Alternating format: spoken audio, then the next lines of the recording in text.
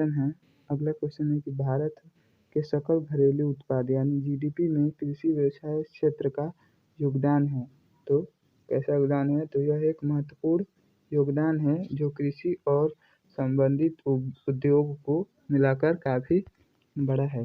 अगला क्वेश्चन है कि भारत की खाद्य सुरक्षा सुनिश्चित करने में कृषि व्यवसाय की क्या भूमिका है?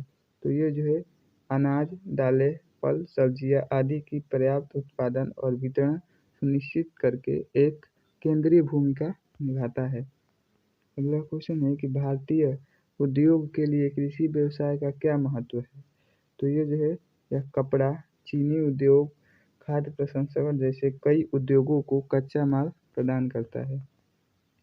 अगला क्वेश्चन है कि भारतीय अर्थव्यवस्था के लिए कृषि व्यवसाय विदेशी मुद्रा अर्जन में क्या योगदान देता है? तो ये जो है चाय, मसाले, चावल, समुद्री उत्पाद, कपास, प्रसंस्कृत खाद्य पदार्थ आदि के निर्यात के माध्यम से महत्वपूर्ण विदेशी मुद्रा अर्जित करता है।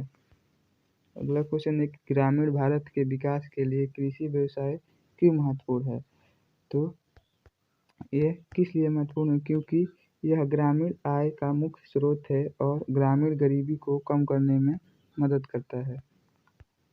अगला क्वेश्चन है कि कृषि व्यवसाय क्षेत्र भारतीय उद्योग के लिए एक बड़े जो है किसके रूप में कार्य करता है? तो यह जो है एक बड़े बाजार जैसे ट्रैक्टर, उर्वरक और कीटनाशक आदि के लिए कार्य करता है।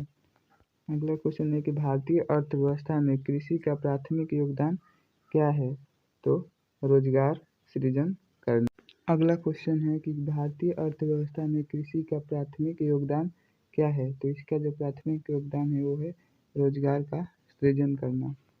अगला क्वेश्चन है कि भारत के सकल घरेलू उत्पाद जीडीपी में कृषि का लगभग कितना प्रतिशत योगदान है? तो 15 से 20% जो है वो कृषि का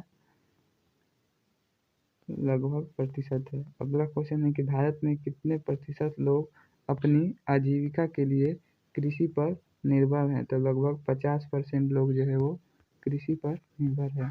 अगला क्वेश्चन है कि किस योजना का उद्देश्य कृषि में सिंचाई सुविधाओं को बढ़ाना है? तो प्रधानमंत्री कृषि सिंचाई योजना। अगला क्वेश्चन है कि न्यूनतम समर्थन मूल्य एमएसपी का मुख्य उद्देश्य क्या है? तो उसका जो है मुख्य उद्देश्य है किसानों की उनकी उपज का उचित मूल्य दिलाना। अगला क्वेश्चन है कि भारतीय कृषि के सामने आने वाली प्रमुख चुनौती क्या है? तो वो है जलवायु परिवर्तन। अगला क्वेश्चन है कि भारत में कृषि के क्षेत्र के विकास के लिए सरकार द्वारा उठाए गए कदम निम्न में से कौन सा है? तो वह है किसान क्रेडिट कार्ड। अगला क्वेश्चन है कि भारत में कृषि वित्त का मुख्य स्रोत क्या है? तो वह है वाणिज्य बैंक।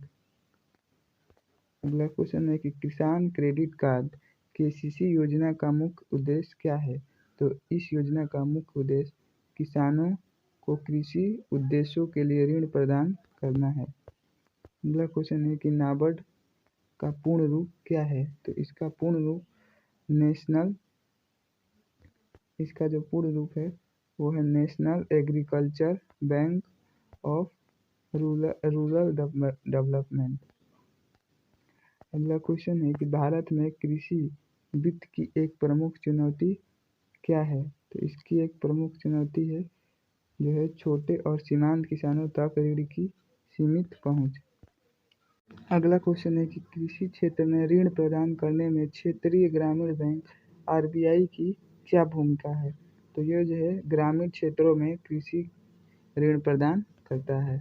अगला क्वेश्चन है कि भारत में कृषि वित्त में सहकारी बैंकों का क्या योगदान है? तो ये जो है किसानों को कम ब्याज दरों पर ऋण देते हैं। अगला क्वेश्चन है कि भारत में कृषि वित्त के गैर संस्थागत स्रोतों में क्या शामिल है? तो ये जो है साहूकार, रिश्तेदार और जो दोस्त हैं वो गैर संस्थागत स्रोतों में शामिल हैं।